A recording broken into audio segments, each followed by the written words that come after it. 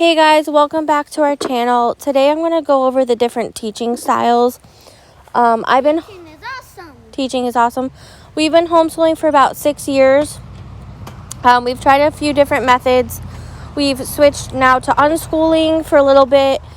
We've been doing that for almost 2 years and it's been amazing and we love it.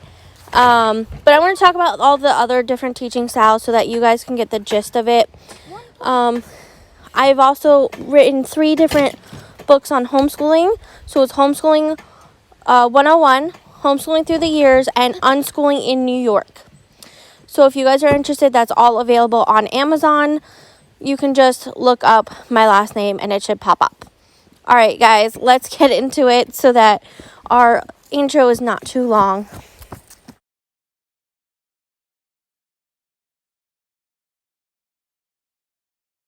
Hey guys, so first I want to start off with what is homeschooling, what is traditional school, and what is remote learning.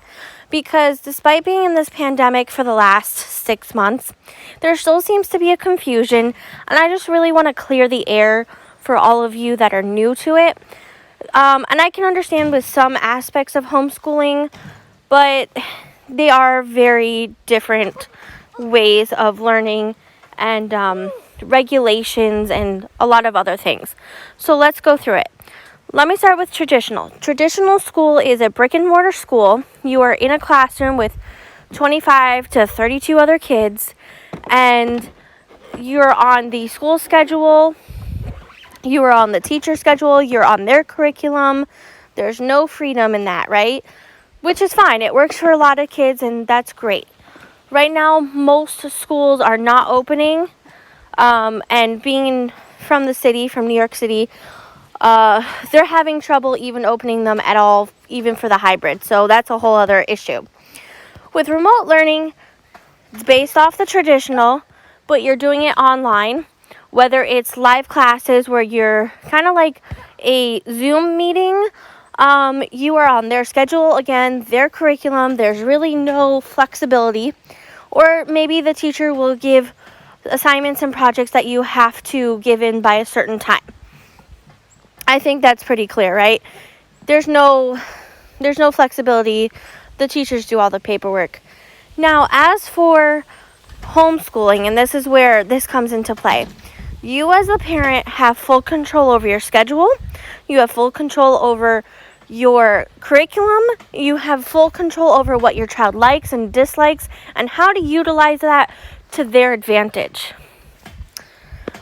It's easier said than done, but if you watch my other videos, I go through the different aspects and how to help you go through that. Alright guys, now we're going to go into the different types of teaching styles. The one thing I want to say is that there are several different types. It's perfectly okay if one type doesn't work for you or homeschooling doesn't work in general for you. It happens. Don't feel bad about it. It's not for everyone. We completely understand.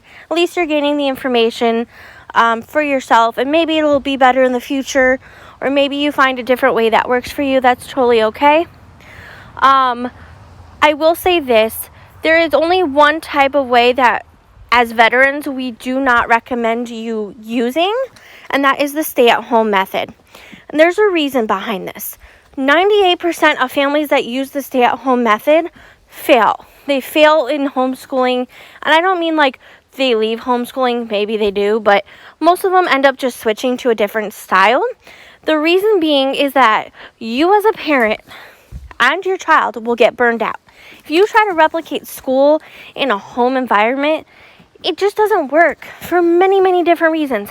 And in fact, I recently read an article from a bunch of New York City teachers that were teaching remotely through the pandemic who said specifically the reason remote learning is failing a lot of these kids is because we're trying to replicate school environment at home. We need to be lenient. We need to have fun. We need to connect again. And this is what homeschooling is all about. Schooling at home, it's just going to make it miserable if you just get stuck on that curriculum and you have to like pound it out. It's not fun, right? Let your kids have fun. Let your kids explore the world. There's so much to learn in so many different ways, and that's what's so beautiful about homeschooling.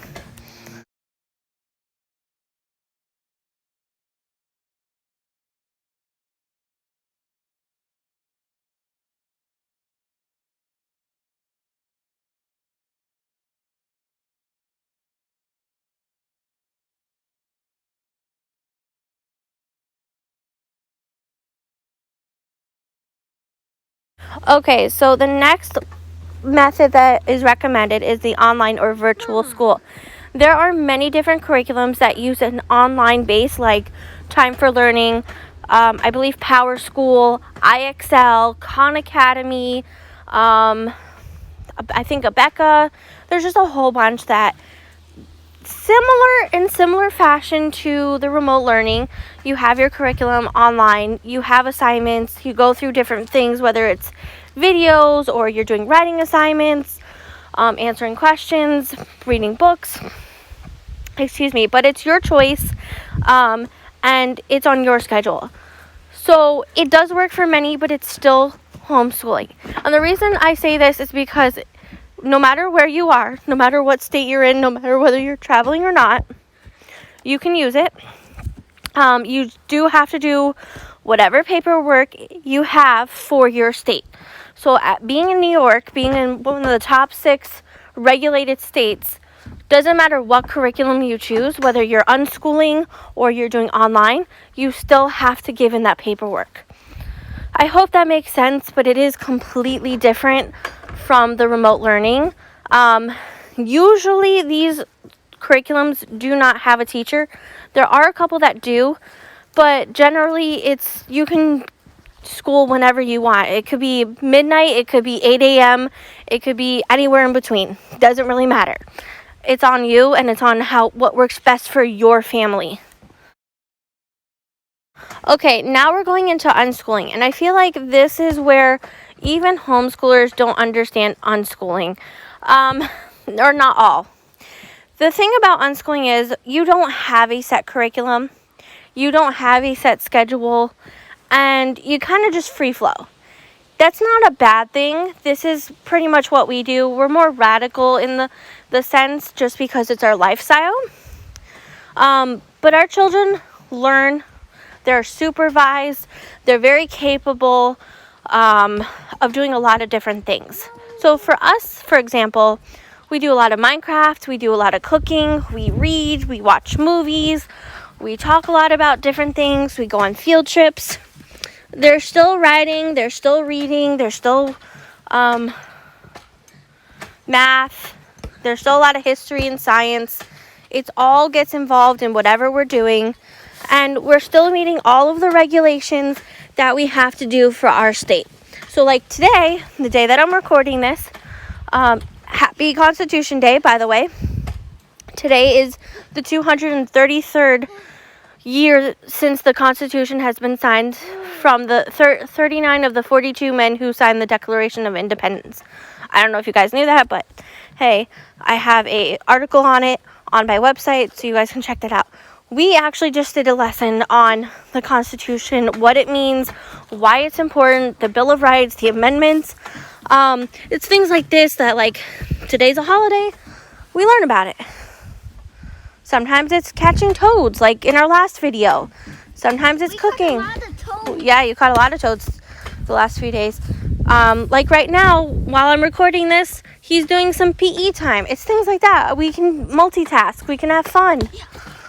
I'm trying to get past this. Okay, next we have the radical unschooling, which is very similar to unschooling. There's no set schedule. You're free-flowing. You learn every day through your life. But the difference is that with radical, it's more of a lifestyle than just when it comes to like curriculum. So it's not being neglectful. It's just you're teaching your child how to eat. They get to choose how they eat, what the natural consequences are, what things are healthy. You just kind of live your life. It's kind of like when you think of radical, it's kind of like when they're little, and you're just kind of going throughout your day, in their toddler years, and you're teaching them what's healthy, what's not healthy, how to go to bed on time, and what the consequences of staying up late or getting up too early. Sometimes it can mess with your schedule and your crankiness and your moods. It's just basically like that. They're still supervised, very much so.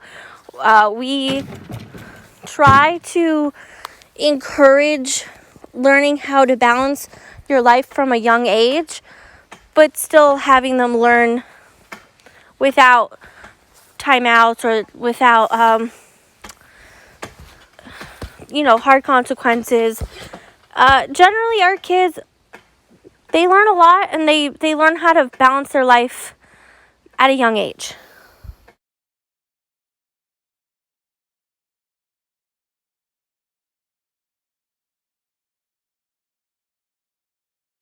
Okay, so with Electic, you basically create your own curriculum, or you take from all these different resources, all the best of what you like from different methods, and you teach.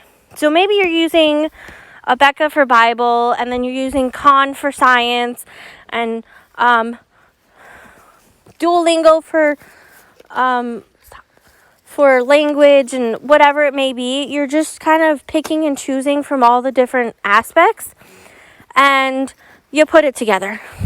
So use games, you read, you do field trips, kind of like unschooling, except maybe you plan it out a little bit. Maybe you have a little bit of a schedule that's completely up to you and your family.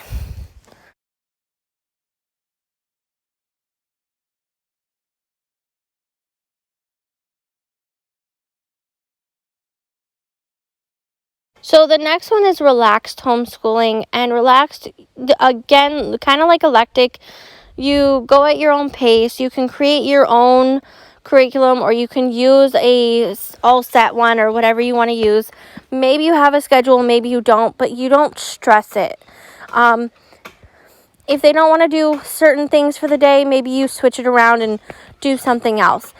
It's a no worry philosophy. The kids will do it. The kids are still learning. You're still having fun. Things happen. Sometimes one specific way of learning, say like online, is not best for your child. Maybe they're not a visual learner and they're a kinesthetic learner. So maybe you have to switch something around. And that's perfectly okay. It happens. All right, moving on to Montessori. I'm sure you've heard of the word Montessori, but yes, there are brick and mortar schools. Generally, it's for preschool and then early elementary.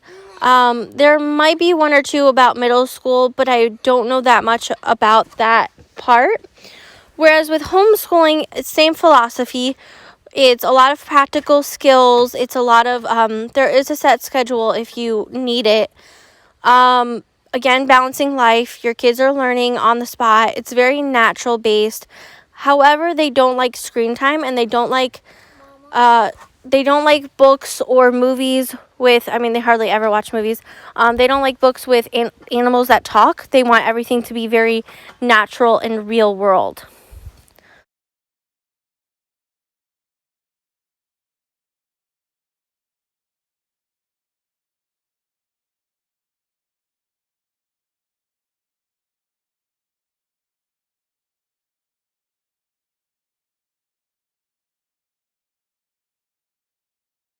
Now we have Charlotte Mason, which is very similar to the Montessori method, except it's connecting your mind, your body, and your soul. They use a lot of art and music and natural things to connect you and to kind of have fun and explore your artistic and personality.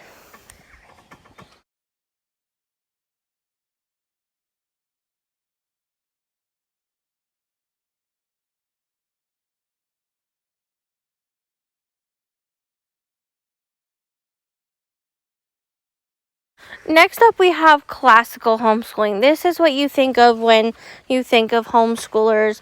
This is not exactly like the stay-at-home method, although it can be seen that way. Classical is very, You have your schedule, you have your curriculum, you sit down, you do it every day. It's usually for a short time, like 8 to 2, or not even 8 to 12 maybe. It depends on how many kids and how many subjects you do. And then you go off and you do your extracurriculars or your team sports or free play, whatever you guys choose to do. Schooling does not need to be the whole day. You do not have to sit down the whole day, but that's generally what they do in the morning. They sit down for the morning, they do their work that they're planned to do, and then they have the rest of the day to themselves.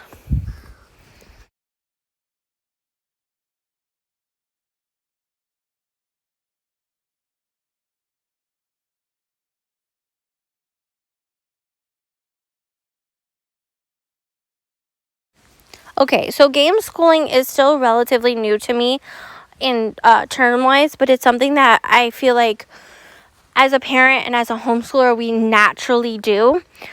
A lot of games have an educational element to it. Whether you see it or not, it's there. Few examples are like Monopoly teaches money. Blocus is problem solving or mind strategy. Racco is counting numbers. Dominoes is counting numbers. Trivial Pursuit can be in a lot of different things. Apples to Apples is ELA. I'm trying to think. Ticket to Ride is generally that's history, and there's a lot. There's so many games that people use. It doesn't matter if it's a board game, a card game, chess, being out on the playground, a video game. Just everything has, I would say almost everything. I wouldn't say like Fortnite, but even Minecraft has an educational aspect to it. Have fun with it. Again, schooling does not need to look so traditional. It does not need to be sitting down, working in a workbook, or reading online. You can watch movies too, but game schooling is the use of games in various aspects.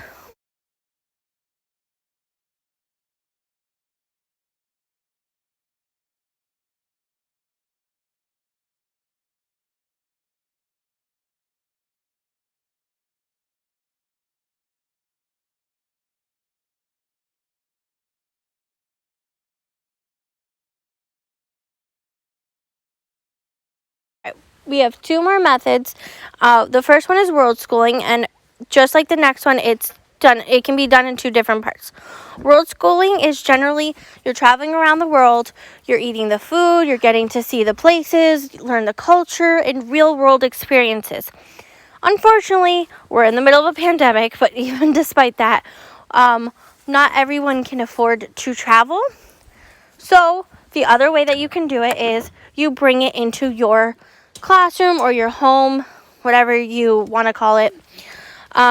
Maybe you cook the foods, you listen to the music, maybe you watch movies on it or documentaries, and you just study it as best as you can from the classroom, at least until you can travel. A lot of people do this. If you're looking for cooking classes, you guys can check out my website, Matthew's Kitchen. I'll link that down below, as well as our homeschooling, so you guys can know a little bit more about that. But it's a really cool way to learn in real time.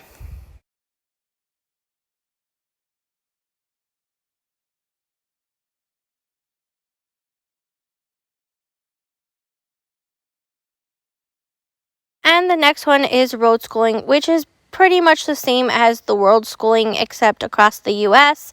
You still cook foods, you see sights, you learn the history, all in real time. Again, can be done as well from the comfort of your home. I do have cooking classes on this. We've been doing a little bit at a time with traveling, like we've gone to Maine. I plan on going to Washington, D.C. and to Massachusetts. And we go to different sites where we live in New York.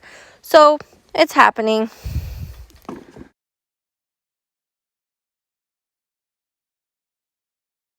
Alright guys, so this is the end of my video.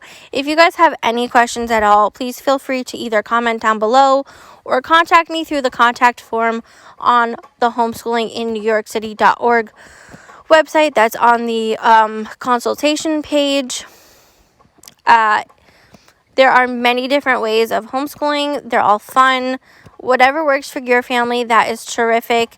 There are different curriculums that suit these teaching styles. I haven't gone through that yet, but I'm not sure I will.